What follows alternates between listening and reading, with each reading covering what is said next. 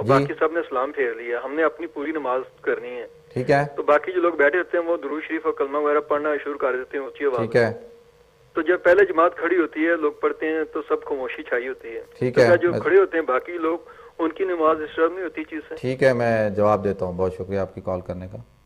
ایک اور کال لیتے ہیں. السلام علیکم. السلام علیکم جی. وعلیکم السلام.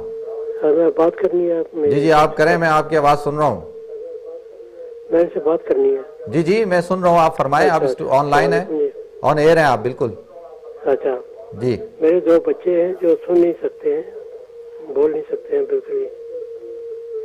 ٹھیک اور ہے ایک بچہ جو بڑا, جس کی عمر تقریباً 37 سال ہے, اس کو رات کو جو نظر نہیں آتا ہے, اس کو ٹنل ویژن, دن کو بھی اس کی جو نظر ہے وہ سائڈ پر دیکھ نہیں سکتا ہے.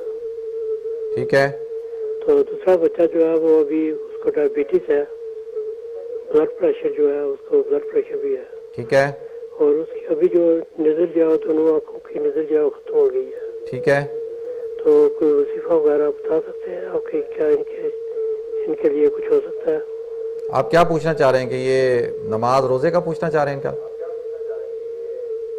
آپ کی آواز نہیں آ رہی, آپ ٹی وی کی آواز پلیز تھوڑی سی بند کر دیں یا ہلکی کر دیں. اچھا, آپ کیا پوچھنا چاہ رہے ہیں ان بچوں کے بارے میں, کہ کیا کر سکتے ہیں وہ؟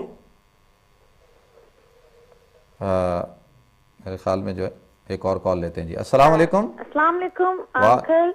وعلیکم السلام. جی انکل میں نے پوچھنا تھا کہ میں نے اپنی بہن کے بارے میں پوچھنا ہے کہ اس کا کہیں رشتہ نہیں ہو رہا, وہ جہاں اس کا رشتہ ہوتا ہے وہاں بات بنتے بنتے بگڑ جاتی ہے. ٹھیک تب ہے اس کا کہیں اب بات بنتی نہیں, اب کہیں بات بن رہی ہے, تو آپ کچھ ایسی دعا دیں یا کوئی ایسا وظیفہ بتائیں کہ اس کی بات وہاں پکی ہو جائے. انشاءاللہ. ٹھیک ہے جی, آپ پروگرام دیکھیں, میں بتاتا ہوں آپ کو. چلیں ٹھیک ہے. بہت شکریہ جی آپ کی کال کرنے کا.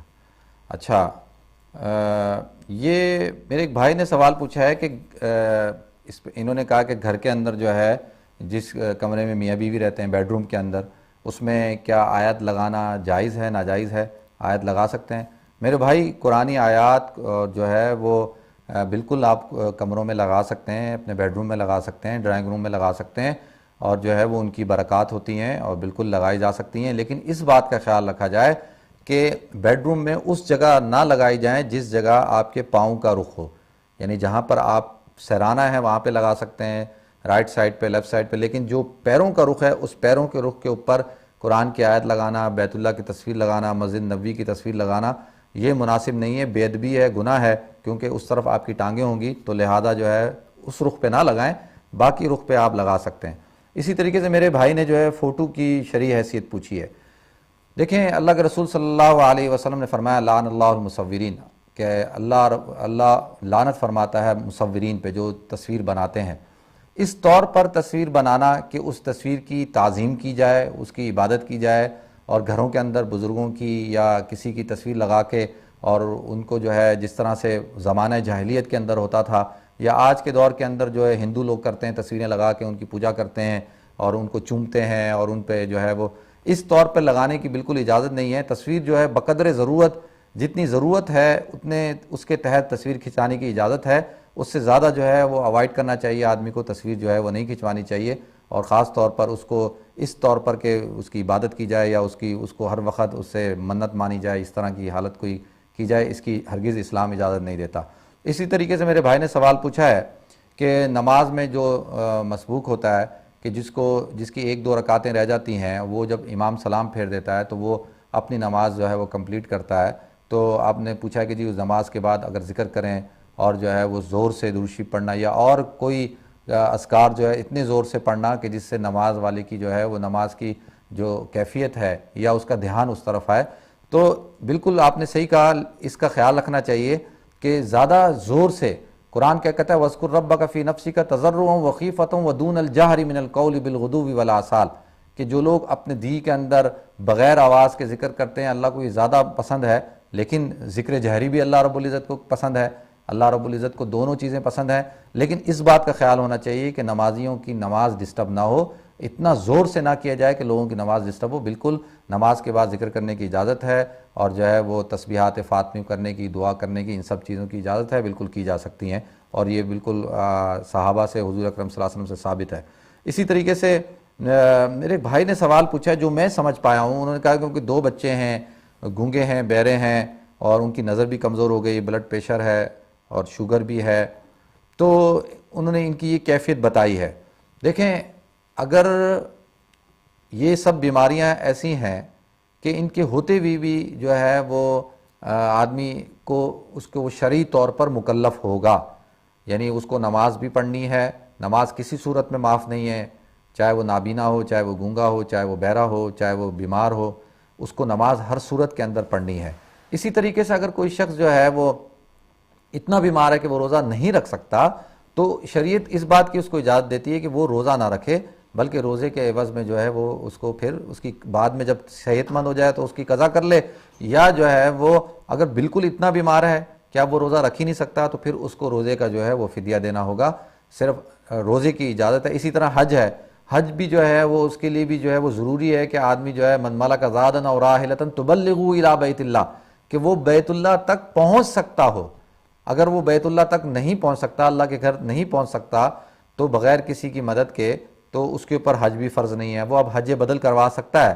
ان کو چاہیے اگر وہ بالغ ہیں اور صاحب نصاب ہیں اور اللہ نے ان کو وسعت دی ہے تو وہ حج بدل کروا لیں اور روزے کا جو ہے وہ فدیہ دے دیں، لیکن نماز کی جو ہے وہ ان کو پھر بھی چاہے اشارے سے پڑھیں، بیٹھ کے پڑھیں، ان کو نماز جو ہے وہ پڑھنی ہوگی۔ اسی طریقے سے میری بہن نے جو ہے سوال پوچھا ہے کہ بہن کا رشتہ نہیں آتا اور جب بھی آتا ہے بات نہیں بنتی اور کہہ رہی ہیں آج کل آیا ہوا ہے۔ سب سے پہلے تو میں اپنے ناظرین سے بھی گزارش کروں گا کہ جن بہنوں اور بیٹیوں کے رشتے نہیں ہوئے، اللہ رب العزت ان کو خیر والے، عافیت والے، دینداری والے اس رمضان کی برکت سے حضور اکرم صلی اللہ علیہ وسلم کے طفیل ان کے رشتے، ان کو اچھے رشتے عطا فرمائے۔ میری بہن اگر جو ہے وہ آپ اپنی بہن سے کہیں کہ وہ روزانہ جو ہے یعنی کوشش کر کے روزانہ جو ہے وہ سورہ یوسف کی تلاوت کر لیں، اور جو ہے وہ سورہ یوسف تھوڑی سی لمبی ہے، کوشش کریں کہ جو ہے وہ پورے دن کے اندر جو ہے وہ ایک دفعہ سورہ یوسف کی تلاوت کر لیں۔ انشاءاللہ جب تک رشتہ نہ ہو سورہ یوسف کی تلاوت جاری رکھیں۔ اللہ رب العزت کی ذات سے امید ہے کہ اللہ رب العزت سورہ یوسف کی برکت سے جو ہے وہ ان کا رشتہ عطا فرمائیں گے ان کو۔ ناظرین ایک اور کال لیتے ہیں۔ السلام علیکم۔ السلام علیکم۔ وعلیکم السلام ورحمۃ اللہ۔ بھائی یہ میں نے پوچھنا کہ اس دن کا ورد کون سا ہے؟ جی ورد بتانا مجھے آپ۔ ورد؟ ہاں جی، یہ آخری اشرے کا نا، آخری اشرے کا، آخری اشرے کی دعا؟ دعا جی جی میں بتاتا ہوں۔ ٹھیک ہے، تھینک یو، بہت شکریہ جی آپ کی کال کرنے کا۔ ایک اور آخری اشرے کی دعا پوچھی ہے میری بہن نے، ایک اور کال لیتے ہیں پھر بتاتا ہوں۔ السلام علیکم۔ وعلیکم السلام جی۔ جی کیسے ہیں آپ؟ ٹھیک ہیں؟ الحمد للہ کا احسان ہے جی۔ آپ کا رمضان کیسا گزر رہا ہے؟ ماشاءاللہ بہت اچھا گزر رہا ہے جی، اللہ کا احسان الحمدللہ۔ ہے۔ جی فرمائیں میرے بھائی، کیا کہنا چاہتے ہیں؟ بس جی میں نے یہ سوال پوچھنا تھا کہ سجدہ سہو کے متعلق جی کہ اگر زوال کے وقت اگر تلاوت جب انسان کرتا ہے تو سجدہ آ جائے تو اس وقت سجدہ کرنا چاہیے یا اس کو مؤخر کرنا چاہیے؟ جب ٹھیک ہے، ٹھیک ہے، ٹھیک ہے جی۔ اور کوئی سوال؟ بس جی مہربانی، یہی سوال پوچھنا تھا۔ بہت شکریہ جی آپ کی کال کرنے کا۔ ایک اور کال لیتے ہیں۔ السلام علیکم۔ السلام علیکم۔ وعلیکم السلام۔ جی فرمائیں میرے بھائی۔ سر اگر ہلو جی جی آپ کی آواز آ رہی ہے، فرمائیں آپ۔ سر پوچھنا تھا سونے کا، اگر مثلا ایک سال سے پہلے سونا جو تھا وہ ریڈیوز کرایا، اس کو چینج کرایا کچھ پیسے ڈال کر، تو پھر اگر اس پہ اسقاط ہو سکتی ہے؟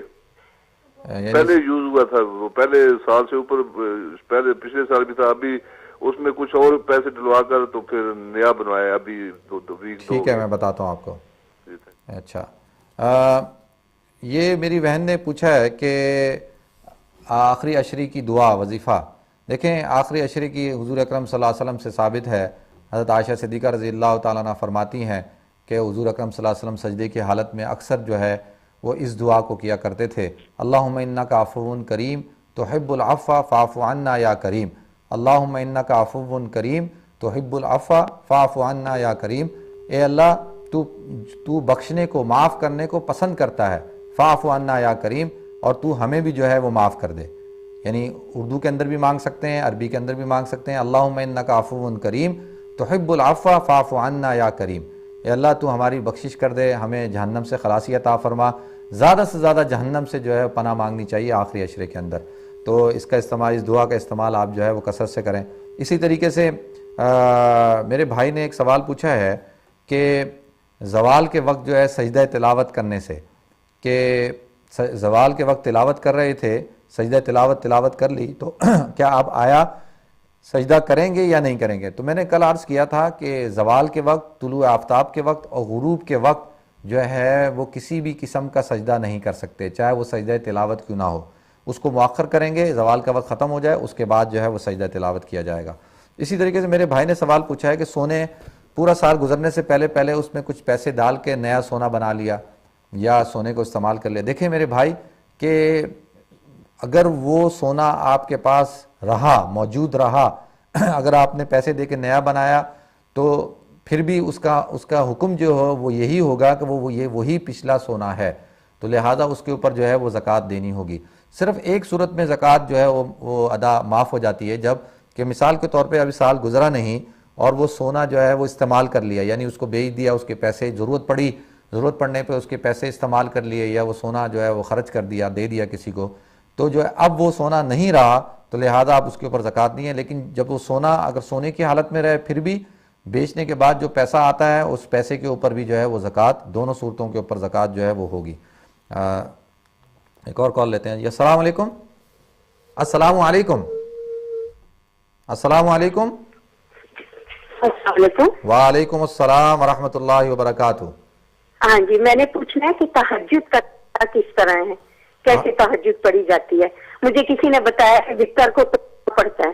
جی مجھے کسی نے بتایا کہ وتر کو تو پڑھتا ہے تہجد پڑھنے کے لیے۔ تہجد؟ جی میں تہجد کی نماز کا بتاتا ہوں آپ کو میں۔ اچھا، میری بہن نے پوچھا ہے تہجد کی نماز۔ دیکھیں تہجد کی نماز قرآن کہتا ہے اقیم الصلاۃ لدلوک الشمس الی غسق اللیل وقرآن الفجر ان قرآن الفجر کان مشہودا ومن اللیل فتہجد بہ نافلۃ لک، اور رات کے اندر تہجد ہم نے آپ کے لیے نفل رکھی ہے۔